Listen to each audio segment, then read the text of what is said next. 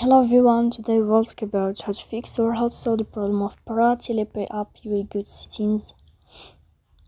Here on this page you will go to apps, default apps, app settings. On above you will search about Pratilipi app and you will click here. Then in this page of app info you will click on first stop and you can click OK. Then you will enter to the window of storage.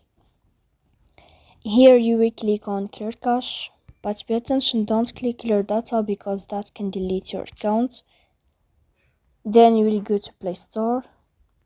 You will search about the application of Pratilipi like this.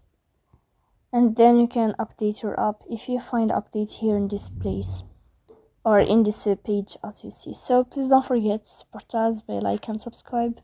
See you next time.